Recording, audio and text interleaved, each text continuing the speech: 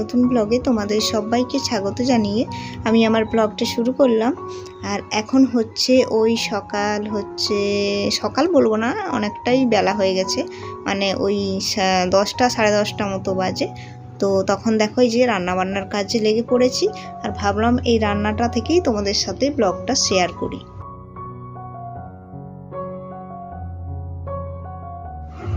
তো মাংসটা আমি প্রথম থেকেই কিন্তু ম্যারিনেট করে রেখেছিলাম, আর পুরো সব কিছু মশলা দিয়ে রেখেছিলাম, মানে পেঁয়াজ কুচি, আদা বাটা, রসুন বাটা, টমেটো কেটে দিয়েছিলাম, লঙ্কাকে চিড়ে চিড়ে দিয়েছিলাম, ব্যাস সব কিছু। তারপরে হলুদ গুঁড়ো, লঙ্কা গুঁড়ো, এগুলো তো ছিলই, লবণ আর একটু হালকা তেল ছিল, দিয়ে ম্যারিনেট করে রাখার পর তারপরে ওটাকে একসাথে বসিয়ে দিলাম।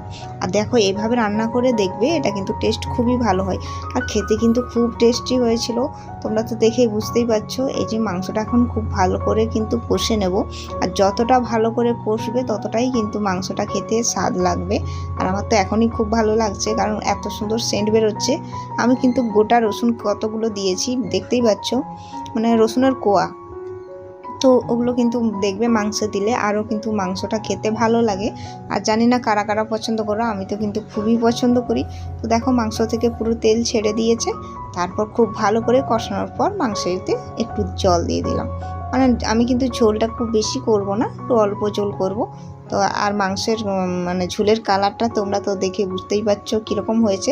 যেরকম দেখতে হয়েছিল সেরকম কিন্তু খেতেও হয়েছিল, খুব টেস্টি হয়েছিল।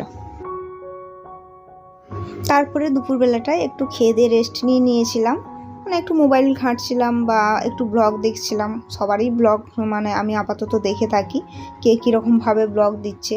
এটা কিন্তু দেখবে সবার যারা নতুন চ্যানেল খোলে প্রত্যেকেরই একটা ইন্টারেস্ট থাকে, যে যারা বাকিরা মানে ব্লগ ভিডিও দিচ্ছে তারা কীরকমভাবে দিচ্ছে।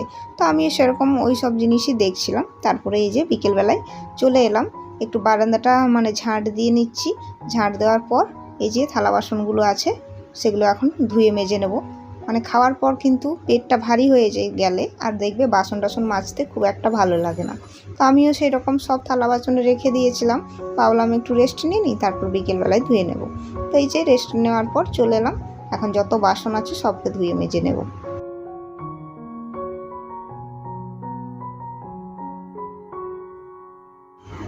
আর আমি কিন্তু দুটো আলো জ্বেলে না এই কাজ বাজ করি। মানে দেখো সামনের দিকে একটা আলো আছে, মানে আমার বসেছি তো তার বাম দিকে, আর ডান সাইডেও কিন্তু ওপাশে একটা লাইট জ্বলছে। মানে এই ভিডিওর জন্য আমাকে অনেক মানে দুটো লাইট জ্বেলে করতে হয়, না তো বারান্দাটা একটু অন্ধকার আসে, আর তোমাদেরও কিন্তু দেখতে ভিডিওটা ভালো লাগবে না। তার জন্য হচ্ছে দুটো আলো জ্বেলে আমি হচ্ছে যে কাজ করছি। আর এখন কিন্তু সন্ধেবেলা প্রায় মানে হয়ে গেছে, আমার ধূপটুকও কিন্তু দেওয়া হয়ে গেছে। ধূপটুক দিয়ে এসে তারপরে কিন্তু বাসনগুলো ধুয়ে নিচ্ছি। তো ধূপ দিয়ে দিলাম যখন, তখন তোমাদের সাথে ভিডিওটা শেয়ার করতে পারিনি, তো ভাবলাম এখন ভিডিওটা শেয়ার করি। আর আমি সন্ধেবেলা পর্যন্ত কী কী কাজগুলো করছি এগুলোই তোমাদের সাথে শেয়ার করব জাস্ট। আর দুপুরবেলায় যেহেতু আমার আজকে রান্নার সেরকম কিছুই নেই, মানে চিকেন ছিল, চিকেনটা বাড়তি আছে, তো ভাবলাম রাতে কয়েকটা রুটি করে নেবো, ব্যাস এই রুটি আর চিকেন দিয়ে আমাদের হয়ে যাবে। না আজকে চাপ খুব একটা নেই। আর যদি মানে চিকেনটা না হতো, অন্য কিছু হতো, তাহলে আমাকে রাত্রেবেলা রান্না করতে হতো। তো যাই হোক, চিকেন হয়ে আমার কিন্তু খুবই সুবিধা হয়েছে। তো এই যে তোমাদের সাথে কথা বলতে বলতে আমার কিন্তু থালা বাসনগুলো সব ধোয়া হয়ে গেল। এরপর কি বলো তো, আমার হাজব্যান্ড বলছে একটু চা খাবে। এবারে চা খেলে আমি না সবসময় লিকার চা করি। কি বলো তো, দুধ চা খেলে অনেক সময় গ্যাস হয়, আর গ্যাস হলে শরীরটা খারাপ হয়। তো গ্যাসের যেহেতু ধাত আছে, আর এই দিকে দেখলাম যে ওভেনটা আমার মোছা হয়নি, মানে রান্না হয়েছিল কিন্তু ওরকমই পড়ে আছে। তো তখন আর মনটা ভালো লাগলো নি, যতক্ষণ না মুছছি মনে একটা কীরকম খুঁত ভাব কাজ করে। তো তার জন্য ভাবলাম চাটা করার আগে গ্যাসটা ভালো মানে ওভেনটা খুব ভালো করে মুছে নিই। তো এই যে ওভেনটা খুব ভালোভাবে মুছে নিলাম, তারপরে এই যে বাসনগুলো তো এক্ষুনি ধুলাম, তোমরা সবাই দেখলে। তারপরে এই যে একটু লিকার চা বানিয়ে নেব।